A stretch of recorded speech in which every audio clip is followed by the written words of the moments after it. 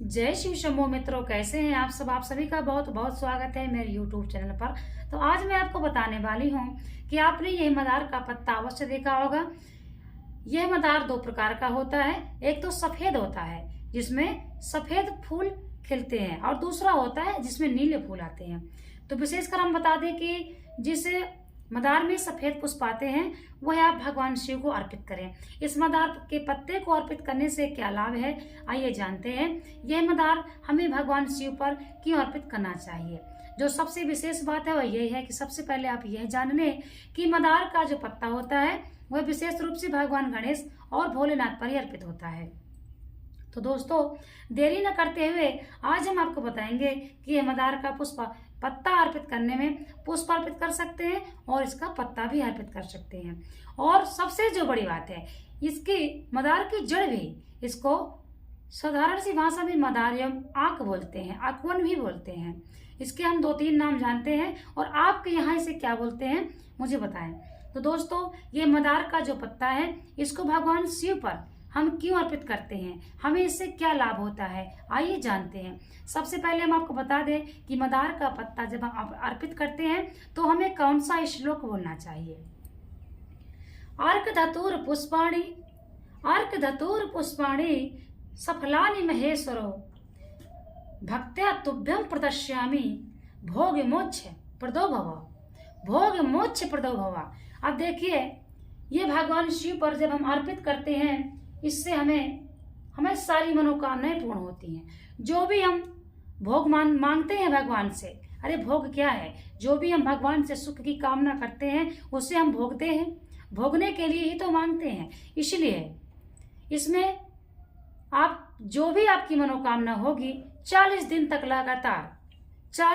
लगातार आप भगवान शिव पर मदार का या आग का पत्ता भगवान शिव पर अर्पित करें, आपकी मनोकामना पूर्ण हो जाएगी। अब दूसरी जो बात है, जिसको संतान का सुख ना मिल रहा हो, विवाह के 2-3 साल हो गए हो, आप परेशान हो गए हो, तो एक बार यह भी आप करके अवश्य देख लीजिए। हम ये बता दें कि मदार आयुर्वेद में भी बहुत ही उपयोगी है। इसकी बहुत प्रकार से दवाइयाँ बनती हैं। इसीलिए दोस्तों, यह मदार का जो पत्ता है ये भगवान शिव पर अर्पित करने के आपको विशेष लाभ है। सबसे पहला लाभ क्या है कि आपको जो भी आपकी मनोकामनाएं हैं वह पूर्ण हो जाती हैं। दूसरा लाभ क्या है, संतान का सुख। जिसको संतान का सुख ना मिल रहा हो वह भगवान शिव पर लगातार मदार का पत्ता अर्पित करना शुरू करे, मदार के पुष्प अर्पित करना शुरू करे, निश्चय ही उसे संतान सुख की प्राप्ति हो जाएगी। और तीसरी बात यह है कि जो भी आपके घर में आने वाली परेशानियां हैं वह भी नहीं आएंगी यदि आप मदार का पुष्प या पत्ता भगवान शिव पर अर्पित करते हैं। क्योंकि यह बताया गया है कि शिव पुराण में यह बताया गया है कि यदि भगवान शिव पर मदार का पत्ता या पुष्प अर्पित किया जाए तो घर में सकारात्मक ऊर्जा बढ़ती है, नेगेटिव ऊर्जा दूर चली जाती है। और दोस्तों, यदि किसी के घर में पैसा आता हो परंतु घर में रुकता ना हो, सारा पैसा खर्च हो जाता हो, तब भी आप यह उपाय करें। इस पत्ते को आप लाएं और 11 पत्ता या 21 पत्ता का माला बना लें, और 20 पत्तों में आप भगवान श्री राम का नाम लिखें, और 1 पत्ता में आप राम का नाम ना लिखें। और इसके लिए कोई भी दिन निर्धारित नहीं है, शनिवार जाए मंगलवार जाए, किसी दिन में आप यह उपाय कर सकते हैं। और हनुमान जी के मंदिर में जाकर यह माला हनुमान जी को अर्पित करें। आपके घर में लक्ष्मी का प्रवेश होगा, आपके घर में लक्ष्मी रुकेगी, पैसा रुकेगा और धन आने के रास्ते खुल जाएंगे। जिसकी नौकरी ना लग रही हो, मनोकामना पूर्ण ना हो रही हो, आप परेशान हो, तो आप यह मदार का पत्ता का उपयोग जरूर करें। दोस्तों, 40 दिन तक या फिर आप 3 महीने तक इसको लगातार करें। देखिए, कोई भी जब आप काम करते हैं उसका नियम होना चाहिए। तो आपको यह मदार का पत्ता भगवान शिव पर किस प्रकार से अर्पित करना है।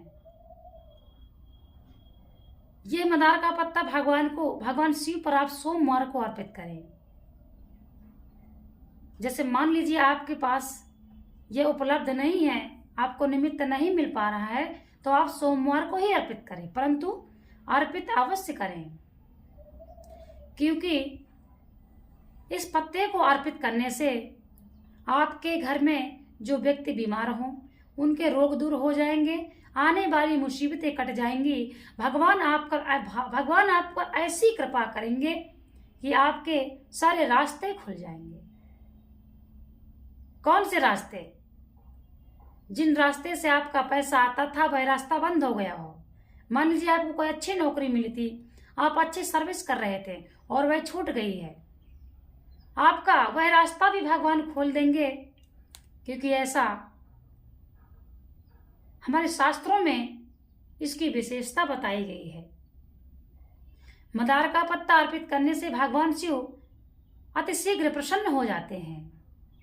तो आप ये कोशिश कीजिए कि यह मदार का पत्ता आपको जहां भी मिले आप इसको जरूर लाने की कोशिश करें और 40 दिन तक भगवान शिव पर अर्पित करें। किसी का रोग बहुत बढ़ गया हो, असाध्य रोग घेर लिया हो, परेशान हो गया हो, तब भी आप मदार का पत्ता अर्पित करें, आप रोग मुक्त हो जाएंगे। यह पत्ता आपको आसानी से मिल जाएगा। पार्क में भी रहता है, जो शहर में रहते हैं पार्क में देखे, और गांव में तो यह बहुत होता है। 2 प्रकार का होता है, परंतु आपको सफेद पुष्प वाला देखना है, वह भगवान शिव को अर्पित होता है। कहते हैं मदार का वृक्ष बहुत बड़ा हो जाता है। यदि मदार का वृक्ष 12 साल तक आप पूजते हैं तो उस मदार के वृक्ष के नीचे एक गणेश जी के आकार का कंद निकलता है, यह बताया गया है। तो यदि वह कंद आप अपने मंदिर में रख लें और इसके निमित्त पूजा करें तो आपके घर में धन संपदा की बरसात हो जाएगी, कभी कमी नहीं आने वाली। तो एक बार यह उपाय आप अवश्य कर लें। खासकर उनके लिए है जिनको परेशानी ज्यादा है, संतान का सुख नहीं मिल रहा है, और विशेषकर तो मोक्ष प्राप्ति का भी यह उपाय है। हर मनोकामना की पूर्ति करने वाला यह उपाय है। आपके घर में जो भी निगेटिव ऊर्जा है वह भी दूर हो जाएगी। इसका प्रयोग टोने और टोटके में बहुत ज्यादा होता है, और इसका प्रयोग आयुर्वेद में बहुत ज्यादा होता है, क्योंकि किसी के भी यदि सूजन हो तो इसका उपयोग बहुत होता है। पैरों में सूजन आ जाए, शरीर में कहीं भी सूजन आ जाती है तो इससे बहुत लाभ होता है, और यह पवित्र है, भगवान शिव को प्रिय है, भगवान शिव को अत्यंत प्रिय है। मदार का वृक्ष जहां भी रहते हैं ज्यादातर वहां भगवान शिव की, भगवान गणेश की महान कृपा होती है। मोक्ष की प्राप्ति, मनोकामना की पूर्ति, जो भी आपका कामना बन रहा हो, संतान सुख, यहां तक कि बता दें कि इसकी जड़ का भी प्रयोग होता है, परंतु वह प्रयोग अलग होता है। जड़ का प्रयोग अलग होता है, वह हम आपको बता देते हैं कि 1 दिन पहले हल्दी और चावल लेकर आपको मंदार के वृक्ष के नीचे, पौधे के नीचे जाना होता है। वहां पर आपको इसको आमंत्रित करना होता है और हल्दी और चावल वहीं पर छोड़ कर आना है। दूसरे दिन आपको जाना है और मदार की जड़ ला करके अपने घर में, अपने मंदिर में रख करके उसका पूजन करें। और जिस भी माता बहनों को संतान सुख ना मिल रहा हो उनके कमर में बांध दे एक लाल धागे में करके, तो कहते हैं 3 महीने के अंदर ही संतान सुख प्राप्त हो जाता है, ऐसा बतलाया गया है। तो जिसके भी परेशानी हो, मनोकामना पूर्ण ना हो रही हो, वह एक बार यह उपाय अवश्य करें।